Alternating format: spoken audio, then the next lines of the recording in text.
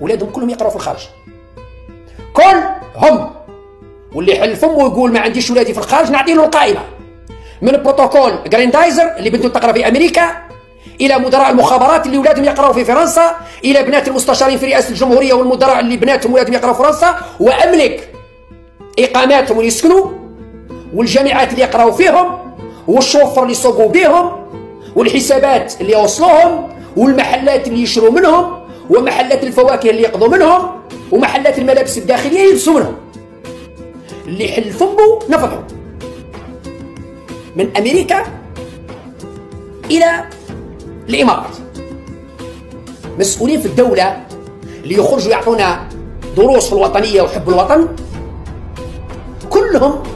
كلهم اولادهم وبناتهم يقراوا في الخارج. ويجي تقول لك التعريب والتعليم وكذا وحنا ولازم نعربوه. هو ما يهدرش العربيه وبناته وولاده بعثهم يبعثوا الخارج ويسب في فرنسا. اخرهم محمد لمين بالغيث اللي يكره فرنسا ويسب في فرنسا، قاري 7 سنين في فرنسا. هذيك يضرب على العقل ما نلقاش. هذا الزوايل قدور الهايشه وقويدر الموسخ والدنيا اللي يهضروا ويقول لك بداو توصف في فرنسا. يا ربي بالغيث اللي يحشيكم، بالغيث ربي يطلق سراح وراه في الحبس.